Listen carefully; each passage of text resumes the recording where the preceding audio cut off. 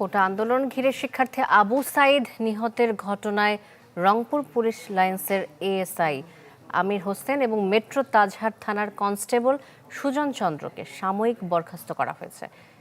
এ তথ্য নিশ্চিত করেছেন রংপুর মেট্রোপলিটন পুলিশের উপকমিশনার আবু মারুফ হোসেন।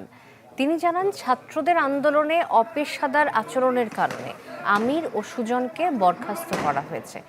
তদন্ত শেষে পরবর্তী ব্যবস্থা নেওয়া হবে। গত 16 জুলাই পুলিশ ও কোটা আন্দোলনকারীদের সংঘর্ষের সময় নিহত হন বেগম রোকেয়া বিশ্ববিদ্যালয়ের ইংরেজি বিভাগের ছাত্র আবু সাইদ। তবে পুলিশের এজাহারে বলা হয়েছে, বিক্ষোভকারীদের গুলি ইটপাটকেলের আঘাতে মৃত্যু হয়েছে তার। আবু সাইদের ঘটনা ইনকোয়ারি একটা প্রাথমিক রিপোর্ট দাখিল করেছে।